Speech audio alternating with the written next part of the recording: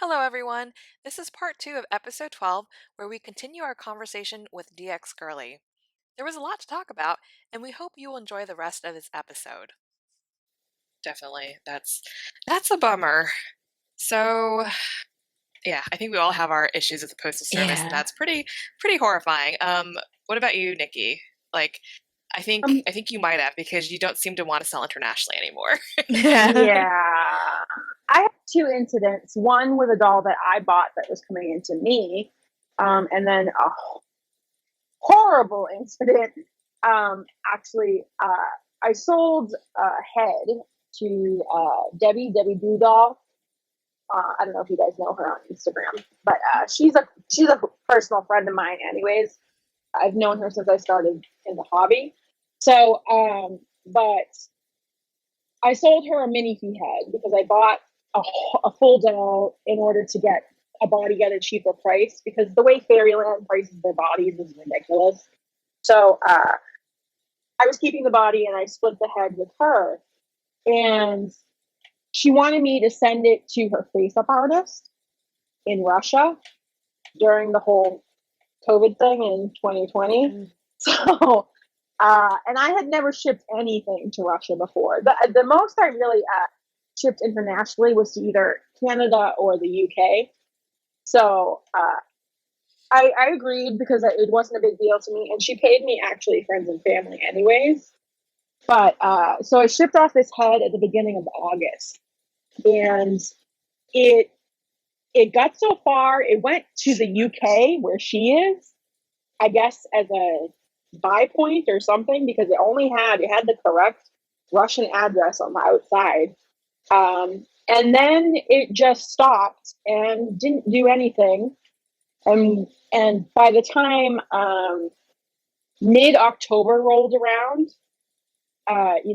Debbie and I had been communicating back and forth, and we just figured it was lost because it hadn't done anything at all.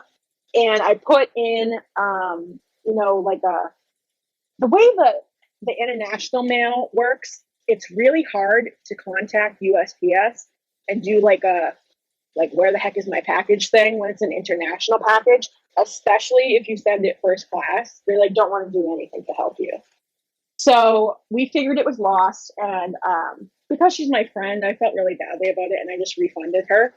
And then in early December, the tracking, which I had set up to email notifications, and she did too, she messaged me and it randomly showed up in Miami, Florida again.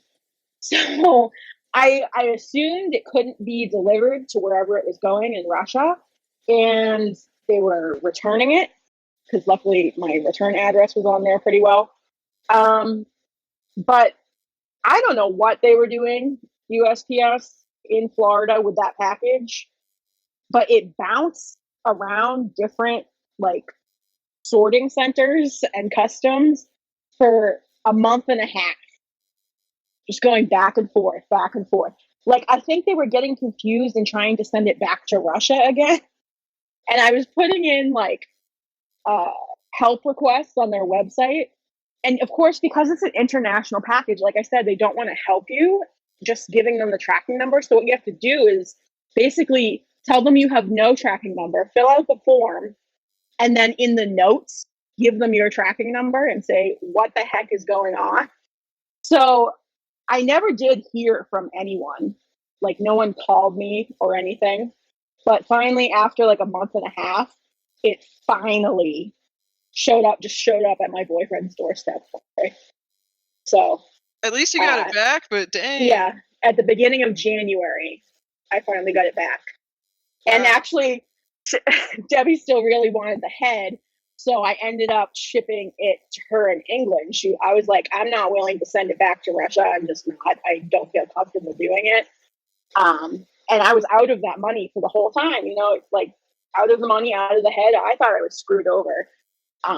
So I was like, I will. And she's like, I take full responsibility if it gets lost again. Like, you don't have to refund me, basically, because she really wanted this head.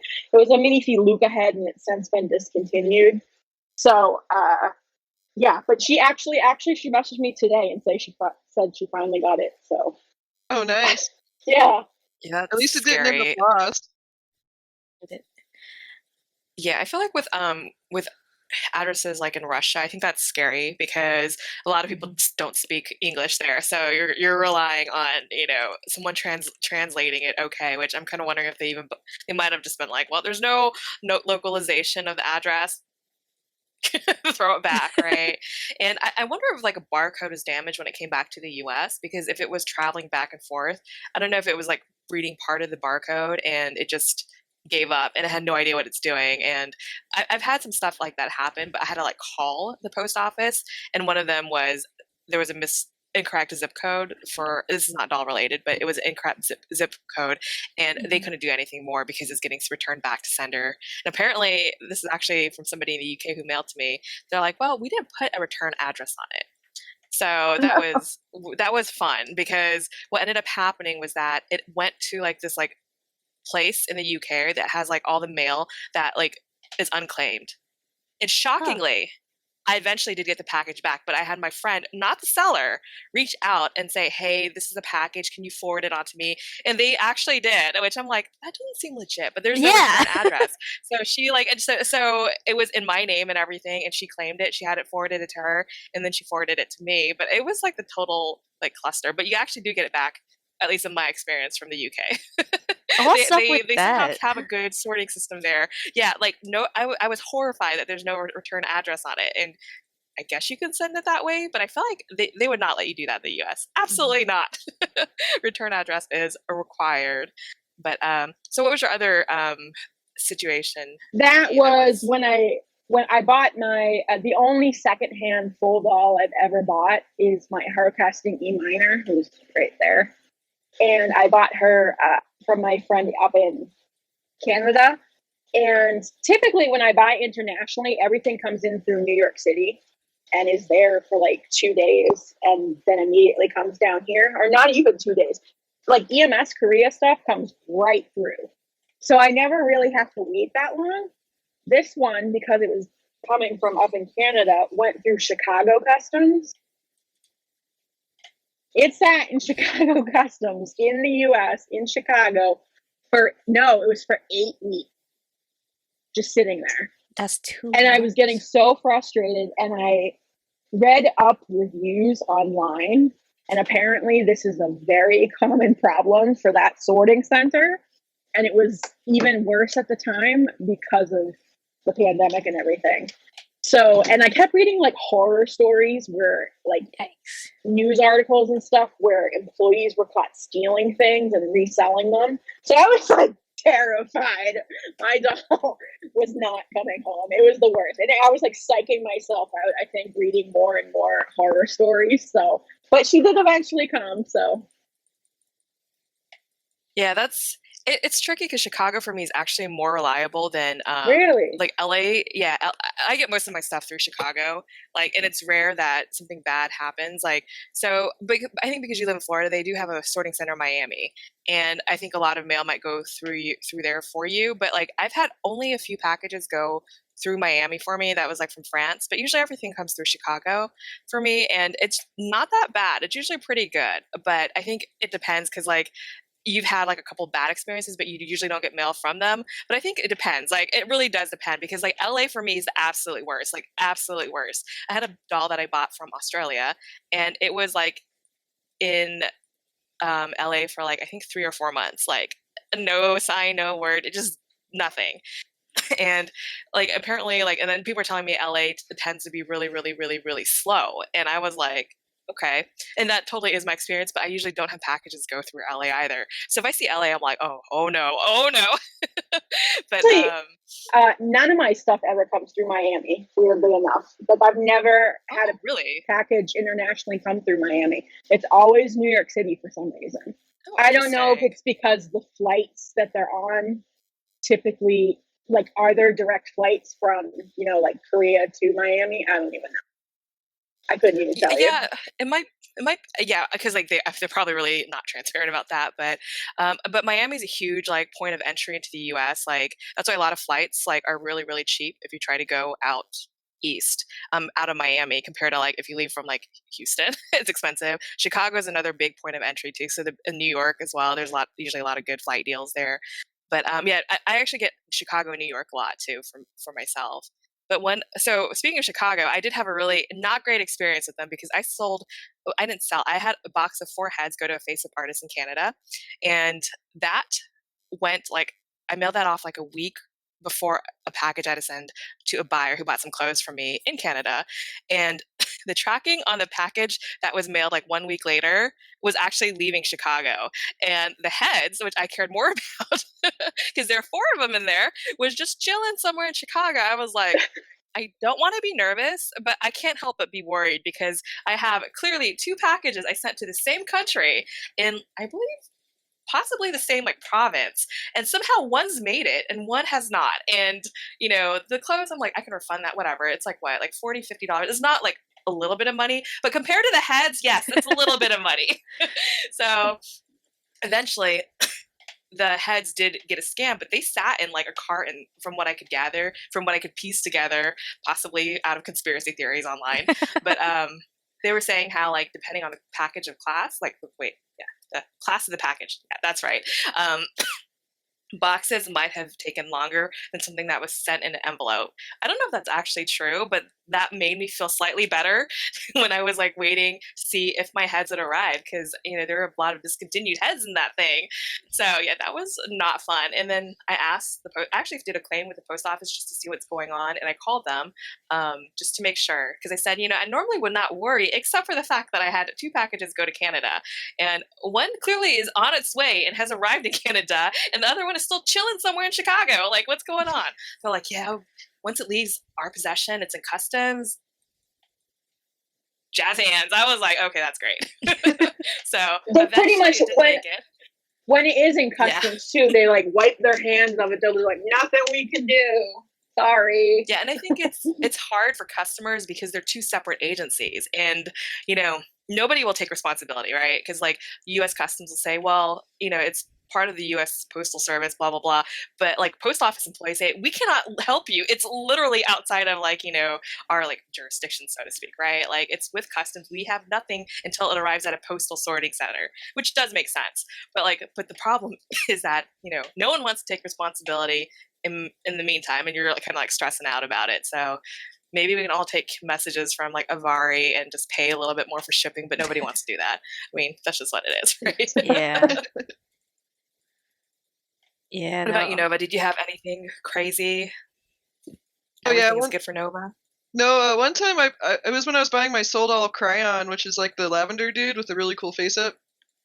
I bought him, and I was super excited about it because he was on layaway. It took me a minute to get him, and I was like stalking the tracking, and I woke up one day, like the day it was getting delivered, and it said delivered, and I was like, oh, cool. So I walk out, there's no package. I look around, there's no package. I called the post office, and they kind of gave me the runaround. So I went to the post office with my tracking, and I was like, this is marked as delivered. And they're like, oh yeah, we did deliver it, a couple hours ago. And I was like, where? And it was totally like some other address. Like they just delivered it to some random house.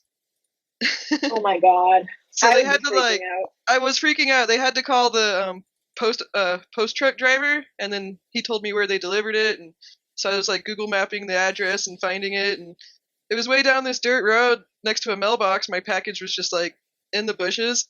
Oh. I was like, oh my god. So I had to like steal my package back. I mean, I didn't feel bad because it had my name on it. It's not stealing if your name's on it, but I had to steal the package back out of the like bushes. Oh my bring it god. home. That's scary. I remember the story that you Holy told shit. us. Because you don't know someone is like armed. Like, I don't know if you guys have like legal carry like in Colorado, but like in Texas we totally do. And that if you're on somebody else's this one was property, actually this one was in Montana too. But it was like oh, the shit. mailbox was out by the road and the house was way up there, so I wasn't like walking onto their porch or anything. It was just out by the road by the mailbox. So that's some I scary feel like the post shit. office should have gotten it for you though. Like I don't think you Yeah, should. that was so shady, dude. But I was just like, I really wanted to figure out where the doll was because he's expensive. He was limited. He had a really cool like limited face up and stuff, and it's not like I could just get him again. So I was like super stressed. Mm-hmm. Thanks, post office, like, for the gray hairs. Yeah, because like for me, like property owners in Texas are like so big on their rights that like it doesn't matter like if they don't know you and you're on their property, like you could castle doctrine or whatever. I mean, I don't think you're being threatened, but still, you still Yeah. want to cross that bridge. You want to be in that situation, is what I'm trying to say, right? That's a So super I feel shady like, feeling.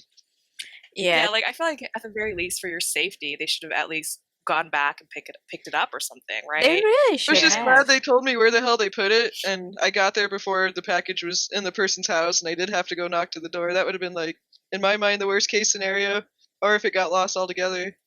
Yeah, Oh, a lot of time too in Canada Post would like they didn't deliver my package to somewhere else, but they marked the package as delivered, but they don't give it to me. Like Yeah, that's frustrating. so many So they still times. have it? Yeah, When they mark still have delivered? it. Oh man. They do So that in the many US though. times. They do it in the US, like totally without a doubt. Like USPS does that because they try to. I think they track on-time delivery, which doesn't surprise me. That's what they would probably use as a metric. But like, so if Canada's doing it, which it seems like because they're like, how many packages did we have in this time frame that were on time? You scan it, that appears as an on-time scan. Yeah. And I've had people like I used to have an amazing carrier, but now I get whoever picks up my route because they don't have like a permit. They say they do, but I'm like, I don't believe you guys. 'Cause I don't know I don't recognize the carrier. I knew my previous carrier, and with that, like they'll mark delivered, or they'll say, oh, we couldn't deliver it because like I couldn't get in because the gate was locked. Like, no, I don't have a gate that's locked that you cannot get through. Or they'll put down a scan saying we could not deliver because there was a dog on the premise, which again, I do not own a dog, and he would not be engaged in because I don't have a locked gate, none of that. But they will do that. And then other times they'll mark as delivered, and then I would rather them just not scan it and just have it be late, because when it's delivered, I don't know if they delivered it incorrectly, like because they do that a lot in my neighborhood. They deliver to like neighbors up 3 blocks over, and I get some of their mail, so I'll give it to them. But like it's just I don't know, when they say that they delivered it, it's either they misdelivered it, it's lost, or or they actually didn't deliver it and I'll see it tomorrow, which I don't like the three. Like just say you have it, right? It's a roll of the dice. I don't know why they would do that in Canada. Like I don't know if they use the same type of system that USPS does, but probably tracking. Yeah, just so metrics, many times. Like yeah, so many times just they would to see how they're doing. have it mark as deliver, and I would just sit there waiting the entire day because I don't want like people to steal my packages, because my last building was kind of shady. Yeah, it happens. Yeah, and that's the thing. Like if it's stolen, then you're like, shoot. Like that's one of my fears, is that if it's marked as delivered, it's either stolen, lost, or misdelivered. Yeah, one of those, right? And I'm like, not great three to pick from. They actually delivered it late to me for like almost a whole week, and I straight up thought it was my dog was stolen, because they mark it as deliver on time, but I didn't have the package. I went to the post office. They were like, "This is marked as deliver." I'm like, "No, it's not. Exhibit A, I don't have a package." They were like, "Are you sure you didn't lose it? Are you sure no one stole it?" I'm like, "Yes, I am sure." What the fuck? A week later, it turned up. And how do you know somebody stole it? Like you're like, how would I know? Yeah, that? how would I know? Never got the package. Yeah, they look at me like I was trying to get something out of them. I'm like, yeah, some responsibility. Right. This is the work of the people you hire. So if I lose a package, it's very much their fault, because I pay like $60 for this shipping. I'm not gonna take this shit from you. Yeah. Cool. So let's keep moving, because I realize we could probably be here for another 10 hours complaining about the postal system. So, terrible BJD purchase. Have you made any? So this can be, I guess, it's a very open-ended question. It is. What do you mean by terrible? So I mean, however you want to interpret the question as. It could be impulsive, or like maybe it came to you broken, or the seller was awful, that kind of thing, or it's just however you want to interpret terrible as. I have a lot of terrible trades. I don't have a lot of terrible purchases. A lot of people I've bought from was very nice. Some of my customer kind of pain in the ass, but it arrives either way, so I'm not too worried about that. But you know, the trade stuff I've been through. I told you guys. Yeah, I think it's hard to trade because I feel like it's almost easier to sell than to deal with the trade. Like I don't know. I feel like there's just very little recourse if stuff goes wrong, right? Yeah. With that.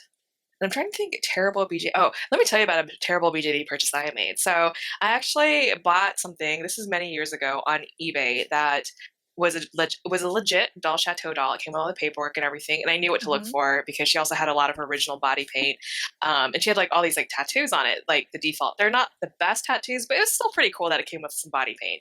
And I specifically asked the seller, "Does her face up have any chips? Does her body blushing have chips? If it does, that's cool because it just happens, right? It looks nice, but body blushing is not permanent. So I'm like, that's fine, but I just need to know to what extent the damage is." They responded back to me and they're like, everything is perfect. And I was like, okay, like no chips. No, they're like, she's great. She was a model for me. And I was like, okay. So clearly when the doll came, that was not the case. She came to me very chipped. And like even her face up had like missing paint on the lips, but you had to like, I don't want to say you had to look and inspect it, but like if you looked at it and actually like were just checking for damage, you would have seen it, right? So I don't know. She couldn't see any of that, and she needed like readers or something to see closely. I don't know, but there was definitely a lot of problems with her face up paint, her body blushing. There was chips everywhere. There was actually dirt on the body too. Like I cleaned it, my sponge was dirty. I was like, this is just not great. And I got it, and I was like, I'm not happy about this. So I asked for a partial refund, but I was okay with refunding it because to get the face up painted again, to get her cleaned up and all that, it would at least be $100. Like you guys know how much body blushing and face ups cost. And she was like, well, you can just send it all back. And I was like, you know what? You're in Texas. So yeah, okay, let's do that because it's cheaper to do the regional. I'm like, you know what? I'd rather spend like, it was like, I think $25 to send, it was a doll chateau, Stacy. It was like $25 to ship her back, which was great because she was nearby. So it wouldn't be like $60 for the dimensional array because I was like, hey, you're in Texas. That's cool. I'm like, you know what? I'd rather spend the $25 than the few hundred, like the $400, $500 I spent on her. I think it was like 400. She was on the lower end at the time. But I'd rather spend that than eat that cost because the doll wasn't advertised. And I was like, okay, sure, I will send her back and I actually will package her back better. I wasn't trying to be petty, but it probably came off as petty.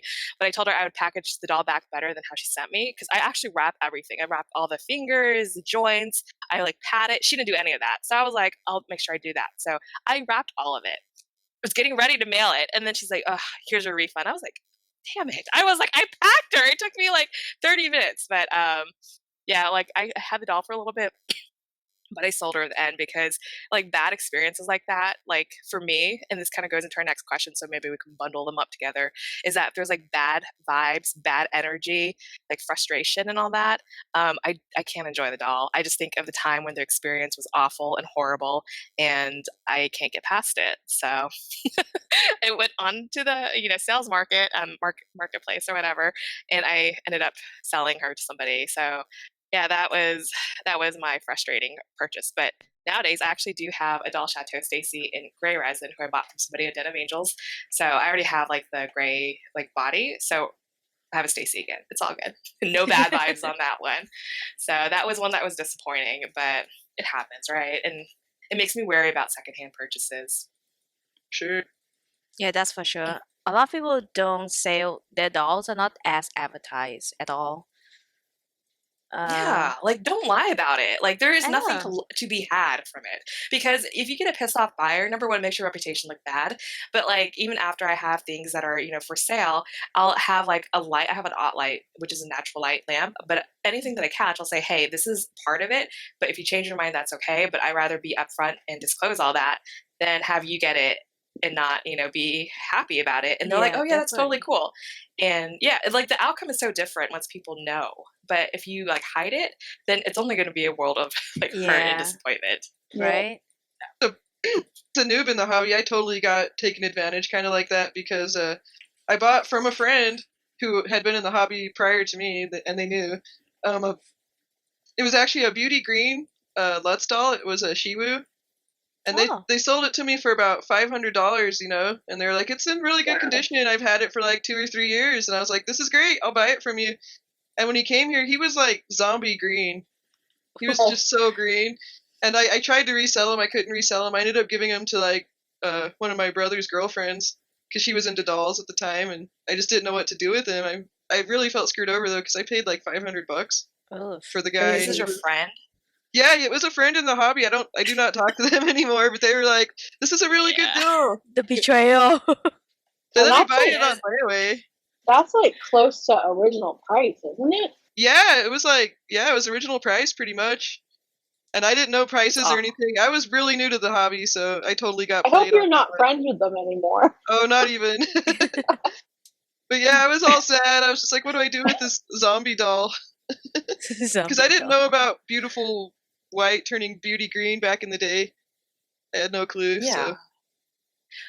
Yeah, like as I've always said, like you don't need enemies when you have friends like that, like for real. Yeah. Oh man, he was a really cute doll too. It was a Lechchiwu. They have really cute faces, so it was kind of sad. But Yeah, it's OG. when I gave him away, the girl that got him put a really cute face up on him, and she really loved him. So maybe it got her into the hobby. Is she still in the hobby? I don't know. Her and my brother broke up years back because this was like 10 years ago. Oh. So I don't still talk to him. So, Nikki, do you have anything like that? Like an experience like that? I've been trying to think. I don't really buy a whole lot secondhand. The only things I've ever bought are like blank event heads, where it's kind of hard for something to go wrong with that, and then the E minor. So I really haven't had, even with like Etsy sellers and stuff, a bad experience. I've never had a doll come broken or anything. I've actually been pretty lucky. That's a good thing, other than the mishap of the traveling head. Yeah. I agree. Yeah, like, and that's for me, like, I think like secondhand, there's benefits there because it's already made and you can get it pretty relatively quickly.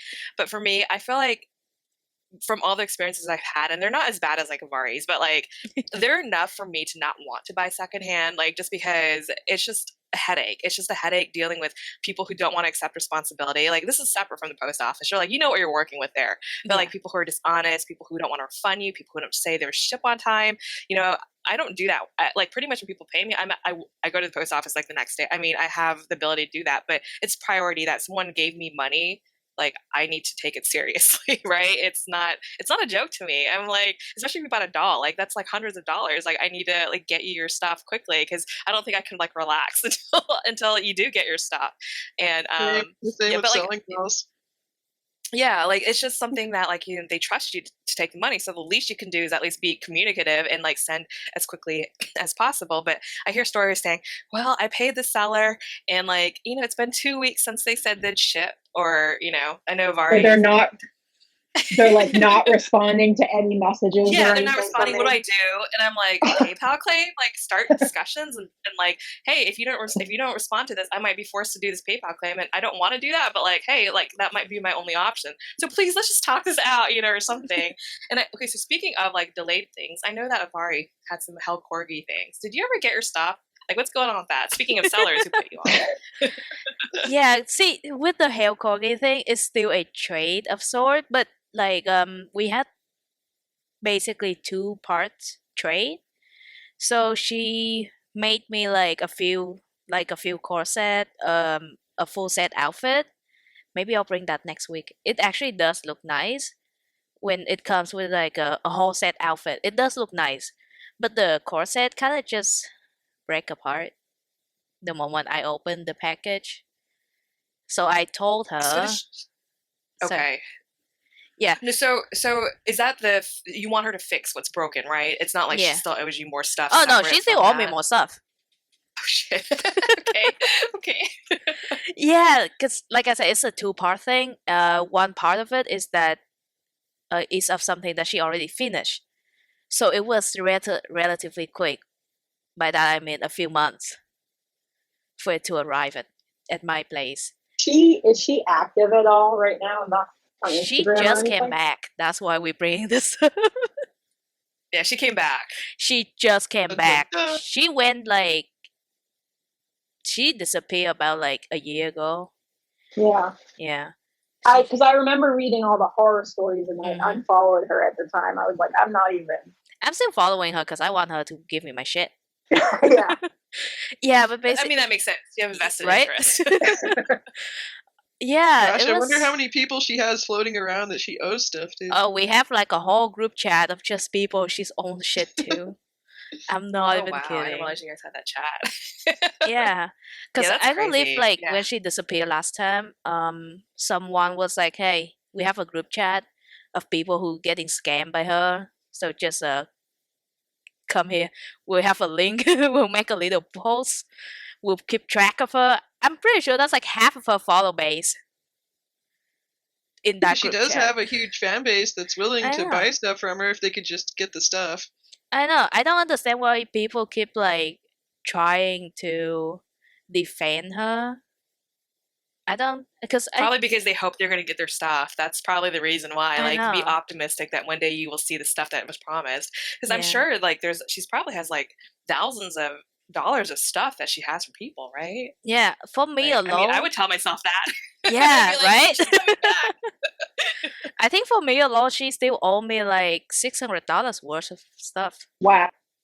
Yeah, because When did you trade her? Oh, no, Good no, I Lord. haven't sent anything to her yet. I sent the first part after I received her part. Because she knows her reputation. So she offered to ship her part to me first, and I can ship out whenever I receive the outfits. So it works out great at that time, but I feel like she only want that one specific doll among all the other stuff that she agreed to trade. So after she received that specific dolls, she just left me on read all the time now. So What was the frustrating. doll? It was a Mio something. You can see it on her Instagram. Hang on. Oh, okay. Interesting. It's a Yeah, it's well, a tan Mio. okay. Well, good luck with that. Thanks. That's all that I can say because I just, yeah. I mean, there's always new people in the hobby who see her, and there's only so much you can do, right? Like, Yeah. it's disheartening, but I'm hoping that she will perform, but I hope so she too. hasn't, like, historically at all. So, it's not to be depressing, but I feel like it's kind of bleak. It's kind of bleak. But at least she didn't send her everything. Yeah, I haven't sent her everything. Mio doll Alisa, she made like a huge post about it, and by the look of it, I think she only agreed to trade this one because I was valuing her at 250 with a face up. Okay. Give me my package. Yeah, give her a package. If you're and hunt you watching. down. So you didn't get anything in return for that? Oh no, I got an outfit and a few one, broken corset. I have 2 outfits and a broken corset. She still Oh, owe man. me an outfit, a few other corsets she hasn't made, and a fix for my broken corset. That was a lot of corsets saying in one sentence. Well, I Yeah, wonder I if she mean, just doesn't like do the seams all the way. Like, how do you have a broken outfit Like you that? know the outlet, it just break. Oh, okay. Yeah. the eyelets. Yeah. Oh, the eyelet, not out. What was I thinking? Yeah, the eyelet. No, I know what you mean. Yeah, yeah, like yeah, those also take skill to set because I've tried to set like 30 and they all broke. So maybe she Yeah. has magical elf hands that may. Well, actually, she doesn't because it arrived to you broken. Yeah, it arrived to me broken. Exactly. So okay, so let's see. We're almost done. But I feel like this is like a topic because there's just so much that could go wrong that I feel like people don't talk about, like, or they do, but they focus on like the other aspects. So I think it's cool that we can talk openly about some things that have happened to us because we can always portray it's been great in the hobby, but there's just some moments where you just feel like very frustrated, if not despair. So, do you care when someone else touches your dolls? And I guess that could lead to a mishap. But are you guys okay with people touching them, or are you like no touch? Good Like touch. a complete stranger. What's Well, the I don't like people I don't know touching me or my stuff. So Yeah, well Yeah. So I guess like people that even your family, like for me, I guess I'll start off with an example is that I would show my aunt who I love very dearly my dolls, but somehow for some reason, not just her, a lot of people love to just reach for their faces. And I'm like, why? Why do you have to be like, let me grab your face? Like I've never done that, even with Barbies. Like if I'm like, oh look at the doll, I'm like, oh let me hold the doll, admire, oh maybe touch the hair. But you know, I people are like, let me put my fingers all over the face, and I'm like, why? What? I don't know if that's like the first. Like, she's not the only one who's tried to do this. I had some other people. They're like, and I'm like, can you not touch their faces? Like, I it's feel just like like everything like people get pauses. fascinated by the face up. She's like, why do they have to touch it? Like, I'm like, don't your oily fingers, like, you know, I can understand if your hands are clean. Maybe you might want to like just touch gently, like, but still, you just like had Doritos or something. Like, get your mangy hands off of my doll, you know? So like, but they always want to touch the face. I'm like, can you not touch the hair or maybe touch their clothes or something? But like, yeah. So I I don't know. mind if people touch my dolls, but I'm like, don't touch their faces. So Yeah, I know. what about you guys? My I have cousin feelings came about that. over. My cousin visit last week, and I showed them my doll, right? And they were like, "Oh, kitty." Anyways, I showed them my doll, and they immediately reach out to touch the face. I'm like, okay, no, children, please, do not touch your face. Try the hair though; it's so Yeah. soft. You can stroke the wig, but that's the thing. Like everybody always wants to grab the faces. I'm like, why? Stop. I think when you talk about doll, they would immediately think like, oh yeah, maybe it's like Grown up. Barbie. So when they I see don't know. the different faces, they were like, oh, fascinating, must touch. Yeah, even like so it happened with ball jointed dolls, like my blights. I'm like, why do you want to keep touching the? Stop touching the faces. You know, like you can like. There's so much more you can touch. Like That's touch the so wig, funny. stroke the wig. So anything like that. What about you and your family, Nikki? Or maybe your fiance. Maybe we might have trained him to be like, don't touch the faces. Yeah, they're actually pretty good about not touching the faces, but it at the same time, it doesn't bother me quite as much, even if they did want to touch the face, just because I do my own face ups, and it like when my face ups will chip or something, it's really not that big of a deal to me because I did it and I can just redo it. I think if someone else had done it and I paid for someone else to do it, it would be a different story. I would be more like protective over them. But because I do them myself, like I guess it doesn't really bother me as much. But I don't really have a lot of people wanting to handle my dolls anyway. And I've never been to like a con or anything like that where random people would be like wanting to Yeah. touch them. So For sure. And I haven't been to a con either. We could try to make a con a thing though. We would talk about that like once Corona is over. But I guess for me, like I tend to take my dolls out. Maybe not my BJDs because I feel like they're more finicky. But I take my blinds out when I travel or go places and I want to take photos. So that's when people do see them. But other than that, like I don't think many people would be around my doll collection unless they were in my house Yeah. or something, right? So, what about you, Nova? Anybody who has sticky fingers who wants to touch your stuff or?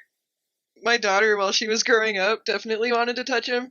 So for the longest time, I had him in a glass case. But now that she's older, she doesn't do it without permission, except for, on occasions like the Onden occasion where the tail came out broken. For sure. She'll Poor learn. thing. For the most part, he really doesn't touch him too much. But you buy her own dolls too, right? That she Oh yeah, probably she enjoys has the more. Barbies and the LOLs, and she really likes the Five Nights at Freddy's figures, which they're pretty delicate in their own right. Their arms come apart pretty easy, so she kind of knows now about toys that are delicate. I mean, she's still Yeah. young. She'll learn. Yeah, she's 7 now, so she's way more delicate than when she was like 3, and you couldn't really explain it to her. Yeah, for sure. And I think part of it, because I remember seeing in addicts, like some people are saying, like, oh, you don't ever keep your things around like children. But the thing is, like, you could teach children to like not break your stuff. Like, it's not like they come and just have like no self control. Like, there's a lot of things you can do to prevent them from damaging, like, not just your dolls, but like other things. But dolls are very, I think, intriguing and kids like looking at them. So She's don't played blame with them. them before too. She likes the little guys though. She likes the Sumondens and the smaller ones for sure. Yeah, But she's been super delicate, and other than her, I mean, I haven't had too many incidents. I've taken him to meets, and people have always been really polite and have asked before just grabbing my doll, which has been kind of cool because you always have that worry. Yeah, I know. Definitely. A lot of people like, I don't know why, but a few people kind of scared of my dolls for some reason. Except for Rain, except for the face of my Instagram. She's the friendliest doll I have, I think, ever. So like when I take her out for photo shoot and stuff outdoor, people are like, "Oh, that's so cool," but they never go near me. Like they have like a bubble. No, not they.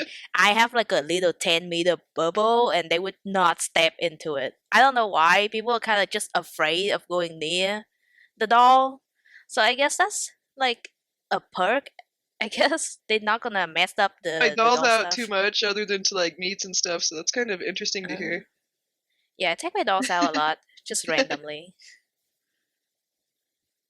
For sure. I think like people don't know how to like. I know I'm gonna be like Doctor Evil. I'm like, Yes. but yeah, no, he wants to eat, which of course he always does. But like, gotta be patient. So okay, so like we've talked about like I guess like the physical things happening to our dolls that are mishaps, but we touched upon it earlier with like Nikki and her channel. So like, however you're like as comfortable as you want to talk about Nikki, I guess like some mishaps with YouTube, like, and it's not because of anything that you might have particularly done, but like I guess like what are some things that you have experienced like in that aspect? Because I have a small YouTube channel, but again, it's a smaller one. But I think you have quite a large like following on Instagram as well as on YouTube. So I feel like it's a totally different experience for you than it is for me, or even for us as we try to navigate our channel. We just put up podcast stuff, but it's different. Yeah. I have right around 800 subscribers on YouTube, so not a whole lot. But I have 9.5 thousand on Instagram. So, and I've actually experienced more hate on my YouTube channel than I have on Instagram. Just, I think more than anything.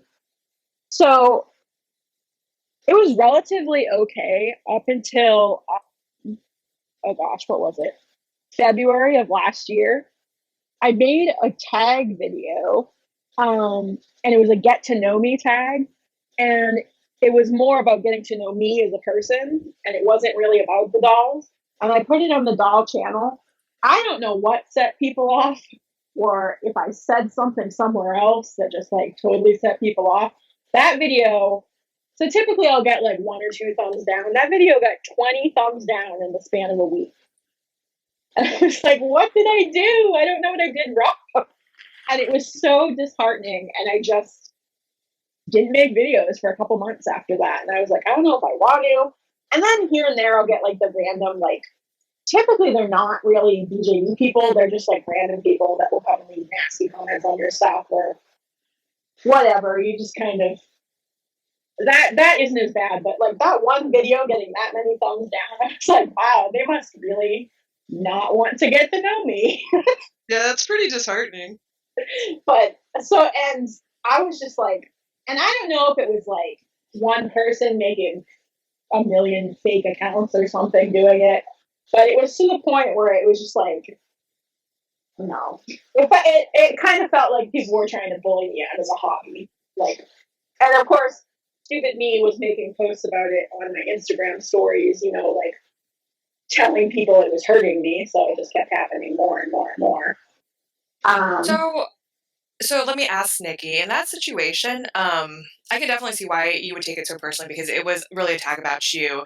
But I think part of it would be like, do you think that if you didn't take it so personally, which of course, I'm not saying that you shouldn't react a certain way, but like, do you think that would have, or is that something you couldn't have like gone past? You know what I mean?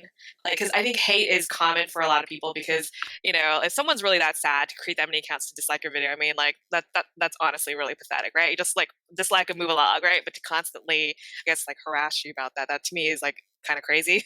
Next level, like ruthless. Yeah, it was the first really negative experience I had in the hobby, and prior to that, the hobby had only been a good thing for me. So it was just like really disheartening and kind of hard to deal with.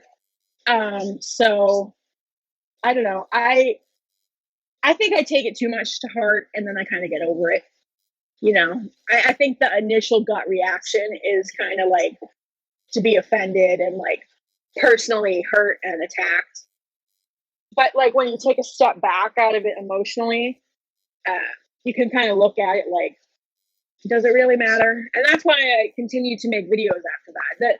The reason I don't really make videos as much anymore is just the living situation kind of thing that I'm in right now. But no, it's hard. I'm the type of person that will take criticism personally. I try not to be that way, and I think I've gotten a little bit better at it with time. But like, just in general, I typically take criticism that way. So, and I don't know. At that particular instance, it kind of felt like I was being bullied more than I was being like, like constructive criticism type thing. So I don't know. It wasn't pleasant. No, that makes sense. There's definitely a line people cross with the salt, I think. Definitely not criticism. And all constructive. Yeah, and like my biggest thing is, and this is actually why I left the Mocha group, because I was so angry by something that the member had did. So Mocha is like the pull-up group, but there was this incident that happened like about over a year ago. And for me, constructive criticism is something that someone has to ask for you to give. Like, that's just what it is, because there's no point in giving constructive criticism if they don't ask for it, because like the part of that, like constructive criticism is really meant to help you improve.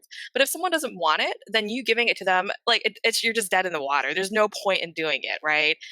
So when that happened, someone had posted a face up and someone didn't like it. So they started handing out all this constructive criticism. And then afterwards, the admin stepped in and said like the most cliched stuff ever is that, people are welcome to do that. This is not a place for you guys just to have happy feelings. And I'm like, what's so wrong with that? Like, if people want to share their stuff and have happy feelings, so be it. Like, why do you have to make it like something that people have to defend themselves against? Like, even the person who was posting, like, they were very gracious about it. They said, I don't want feedback. This is something I just enjoy doing. Here's what I created. But then people were insisting upon it. And I'm like, there's no purpose. Just let people enjoy. If you don't like it, you just keep scrolling, right? So, like, I totally understand where you're coming from, because I know that people want to help.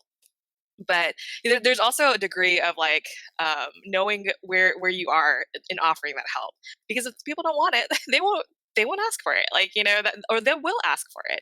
And the funniest thing about all of this is that getting constructive criticism, like feedback, is actually one of the hardest things to do, like just generally speaking in real life. Like, you ask for, how can I improve my videos, or it recently happened on the BJD Discord, how can I improve my sculpt?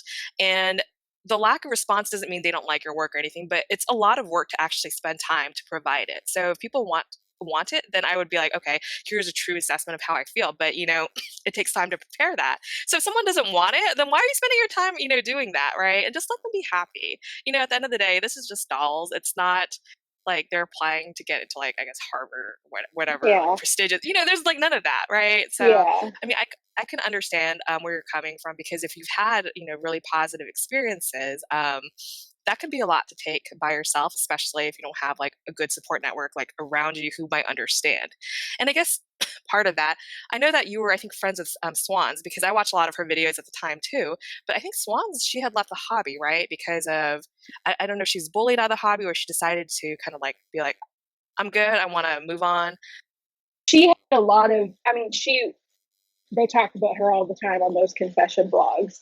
But I think too, she got overwhelmed because she was making like a BJD video a day at some point.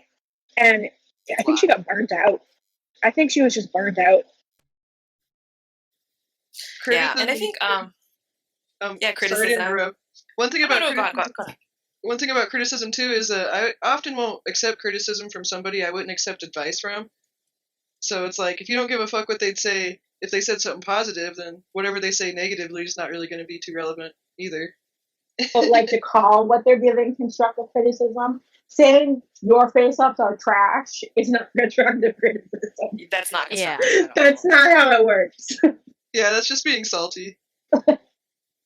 Yeah, for sure. Like, part of that, like when you look for like good constructive criticism, they're like, hey, walk people through the steps, which is why it's a lot to actually truly provide good, constructive criticism. It's like, hey, make sure it's sealant's like, sprayed at this temp, it's smooth. You might want to sharpen your pencils and lay down this. It's an involved process. So yeah, like that's definitely like hard. So I guess like with the living situation, once it gets more finalized, will we see more content from you, Nikki, or Definitely, I definitely want to do definitely at least open my every doll I get on camera.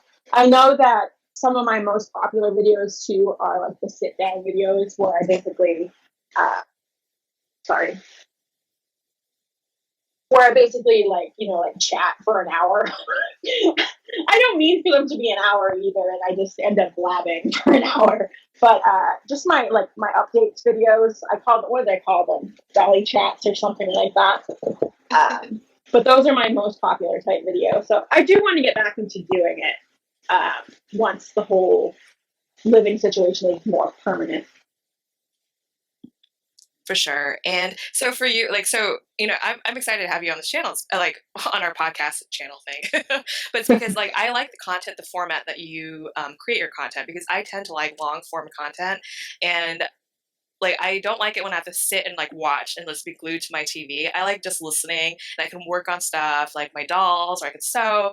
And even with this podcast, like we've gotten feedback that people like it, not because we're doing anything crazy on camera or anything, but it's more like they can like sew to us, or like make wigs or whatever. And it's kind of like hanging out with friends. So like I did like a lot of your content because of that. So when you stopped filming, I was like, when will we see more from, DxGirly coming in 2021 maybe, but Yeah, cool. I I mean, that's do. something to look forward to. I definitely get a lot of feedback saying that people find my voice soothing, and it feels like they're chatting with a friend for an hour about dolls, and they can do other things while they're, listening to me talk about them. So you're not alone in that. I've got a lot of feedback saying that they like those kind of videos. And, I personally enjoy those types of videos. So that's why those were videos that I wanted to make. I did something similar. I think the only other person that really, besides this channel, that makes long form content like that is like Sighthound Lady. Her videos are some of my favorites to watch. So But she has such pretty dolls too. Yes. Yeah, she's definitely very talented. Like I love seeing her like crafts, and she's like a talented artist, and yeah, she has it together. She's a good role model in the hobby. Yes.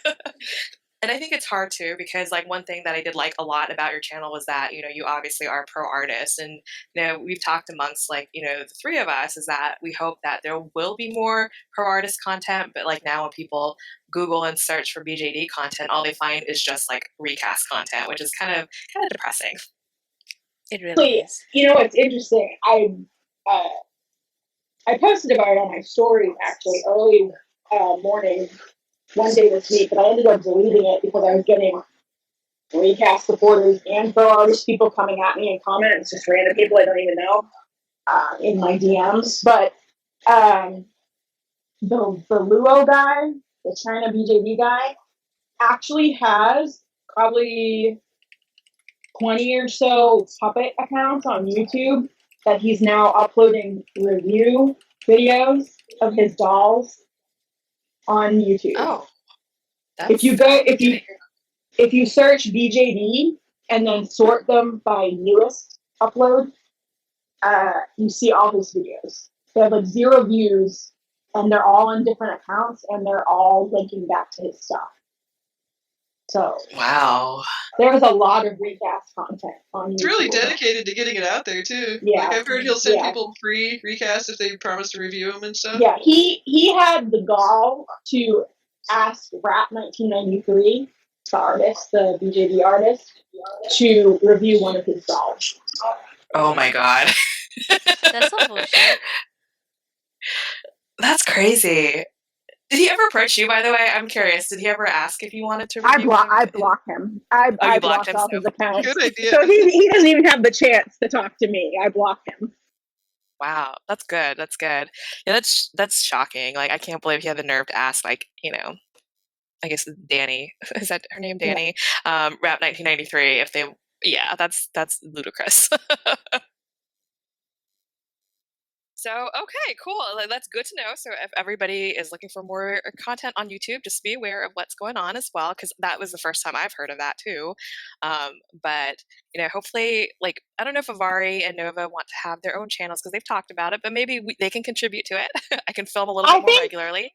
I try to encourage people to start their own pro artist YouTube channels, but it's hard because making videos, is quite a bit of work when you do it, even if you don't edit a whole lot. And you kind of have to psych yourself up for the motivation to do it. And then a lot of people don't want to put their face out there, or they don't want, they feel weird talking to a camera for an hour. Really my struggle. So it's funny because like I have no problem filming with guests here or even with like Avari Nova, but like even on my own channel I still don't know if I want to put my face out there, which I don't know why. I do it clearly on this channel, but it's just like I think it's like a mental like block or something, right? And maybe it's just the way you've like styled your channel so far. Yeah, and I didn't put my face out there just because like my background is kind of a mess. Like I have all my like boxes that I can't throw out yet. I got a thing with boxes. If it's a nice shipping box, then I tend to collect them. But no, I do that too. Filament back there. Yeah, so I like my filament and all the boxes that I need for all my shipping stuff. But I'm hoping that I can have a little bit more because there's some that I would like to film that even if it's not just my mug, it's like I can at least talk and then people can see the dolls and I'm like, hey, that's a little bit more cohesive. So yeah, for sure. I mean, I'm looking forward to whatever you put out once everything is stable, Nikki. So I think we're coming to the end. We ran over a little bit longer at this one, but hopefully people enjoyed it. I enjoyed talking with you. I like what we talked about because I feel like it's just kind of like a therapeutic venting session. So anybody work for the post office? Yeah. Right? No, we love USPS, but like we understand that a lot of things are outside of your control and Congress can really help you. So we get that. But in the meantime, problems exist. So so with that, Nova, do you have anything else you want to add or say, or are you good? Don't let the haters hate, keep making content. But yeah, I think that's good words. And Avari? Is this cue for my join our Discord group? I don't know. You can change it. One day you're going to be like, I'm not going to say it. And I'll be like, okay, so say something else. Nah. We'll be sure then. Yeah, you'll be shocked. This is the build up. But yeah, join our Discord. It's fun. It's growing. We have a lot more discussion there now. It's cool. It's a cool place. And really nice, helpful people. Like, I have to say that, I don't know. I really like sharing the stuff I post there, whether it be my photos of my cat or my work in progress. I pretty much don't post it anywhere else but there just because, everyone's just really nice and, It's a very friendly group. I just recently joined, obviously, to do this, and it's a very friendly group. There's not like the drama that there is in the larger Discord. So. For sure. And like, so we're growing and it's getting bigger and that's fine, but we're not always as chatty as other people, but don't let that dissuade you because like there are moments because, I know that we all work and there's, schooling for people who go to school. So, we do what we can in the time that we have. So that's pretty much it today. So thank you guys for watching and we'll see you next time. And thanks again to Nikki for joining us. Bye. Bye guys.